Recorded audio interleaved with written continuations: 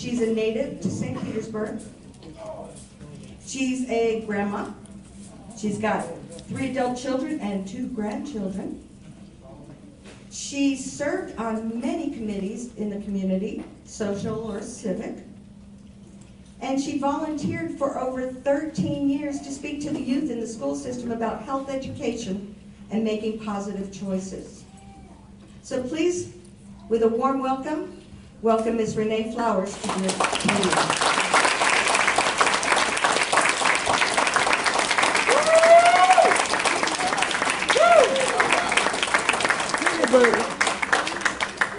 Good afternoon. It has been a really busy day, but that's a good thing, because I remember at one point in the city of St. Pete, you could probably drive your car on the sidewalk in downtown and the police would say hello rather than stop you and give you a ticket. But it's really exciting to be in a community where we are growing by leaps and bounds, and we continue to provide the critical services that are needed so that everybody has an opportunity to achieve whatever their goal or dream is. So with that being said, for those of you that are students, give yourselves a round of applause.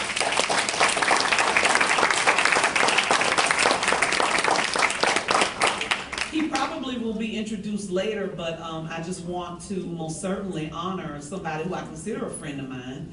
And I have known him for a number of years. He has always had a caring heart for people in the community, whether they were children or adults. He still has a caring heart, which is why he's an elected official, as well as a professor over at the University of South Florida, and works with the Pinellas County school system. And I think he's still doing a wonderful job. And I heard that he has been here and has spoken to you all before. So I just want to give respect and honor where it is due. Council Member Steve Cornell.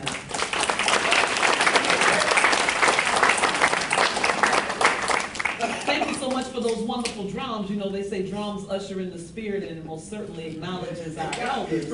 And so we have to make sure that we do that. Thank you so very much. I appreciate that. I promise I'm going to speak not long. I won't be wrong, so maybe I'll be invited back. And as I shared, I'm so excited to be here, but it has been a very long day. And I took my heels off and I have on flats. Because I've been walking in heels all day. So I am going to be leaving very shortly after I just share a few words with you. Hopefully words of encouragement for everybody that's here, whether you are the student, whether you are the tutor, whether you are the family member, volunteer, or mentee. You have chosen to take the first of many steps, the first of many adventures in your life. You've opened yourself up to a world of imagination, and certainly one that uses technology as a focal point for so many activities. You have embraced the written word, as so many great authors have. You have allowed the words on a page to come forth and to paint a picture for you, full of color and full of optimism.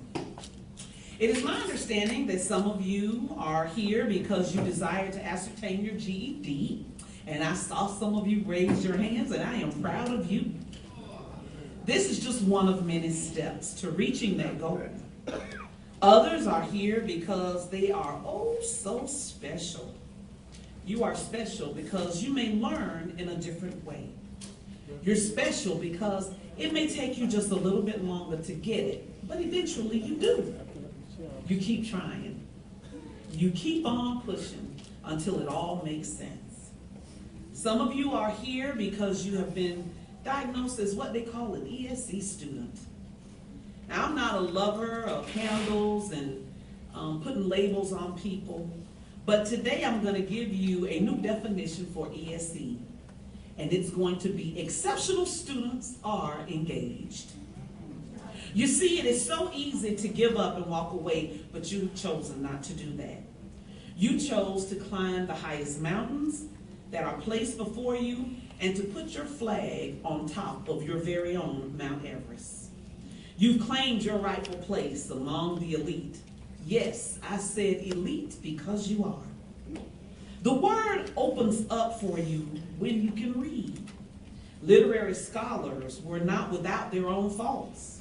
Einstein, If he were alive today, he would have been diagnosed as being autistic.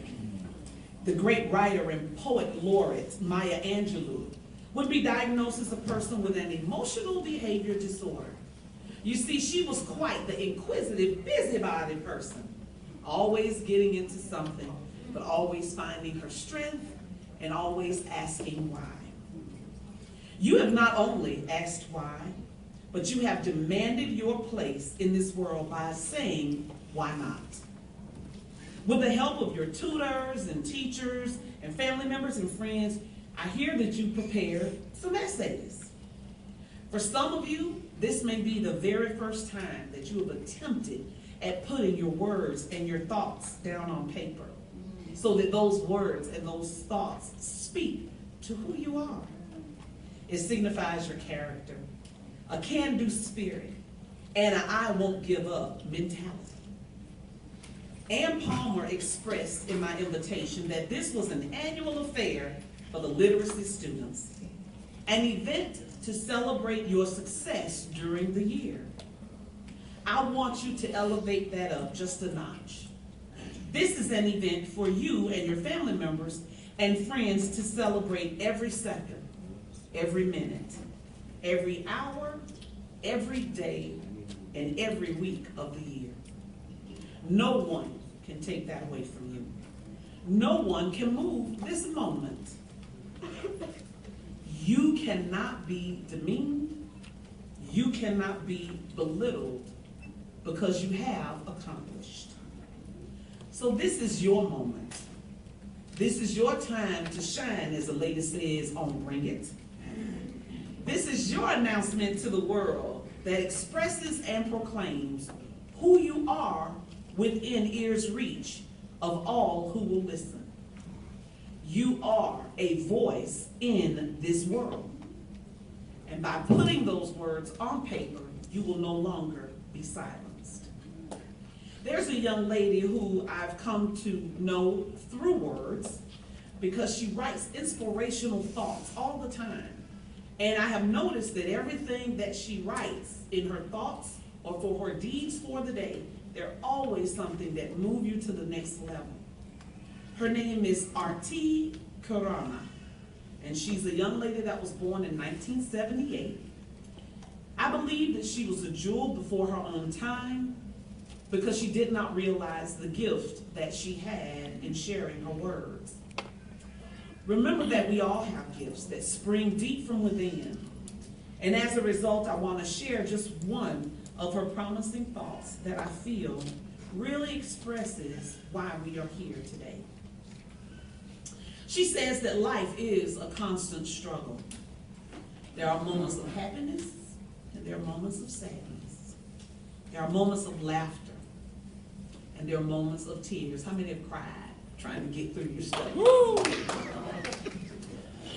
Then she goes on to say but, and but is that transition. It's that swing word that moves you from one action to the next. And what it says is everything before it is gone because what comes after it is what's important. So she says, but to live a purposeful life, one must have the passion to overcome the obstacles. That life bestows upon us. She wants you to live life with a purposeful attitude. That means being positive, always saying that you can do it. And then her last sentence that I think is most powerful. She says, and never give up your virtues or your ethics. Never give up. That's what I say. That's the truth. All right. So in all that you do, you want to get and gain understanding. And in all that you accomplish, you always want to acknowledge and honor those who helped you get to where you are. I have not accomplished anything in my life on my own. It's been because of strong parents securing a solid foundation for home life. And it was those neighbors that lived to the left and to the right of my parents who watched out for me until they got home from work. It was that teacher that hit me on my knuckles. Yes, they used to do that, y'all know it.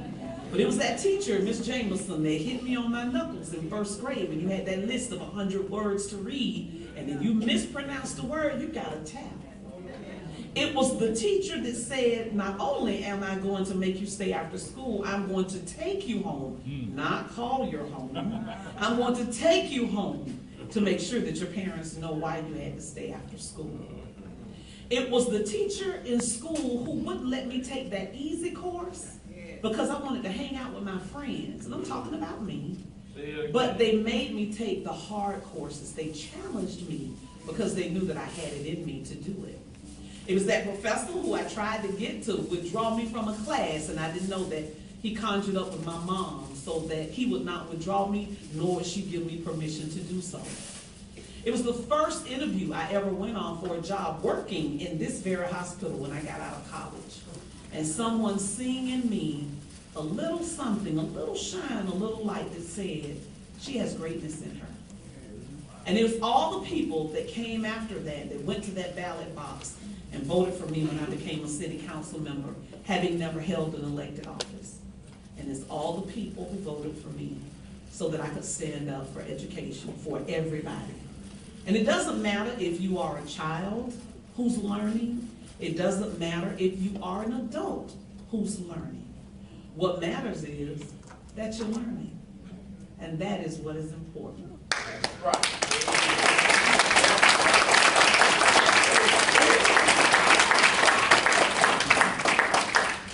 So when you feel exhausted, your eyes wax dim because you're tired, you're upset because you can't just get it to flow, always remember that you have people in your corner, and that's what they're there for.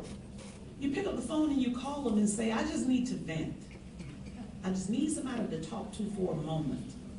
Work it out, get it out, scream it out, yell it out. Kick the cat or dog. Don't go home and kick your cat or dog. But kick the cat or dog. And then go back to the table, pick up that pen or pencil, and try it again. Try it again. Try it again. Thank you.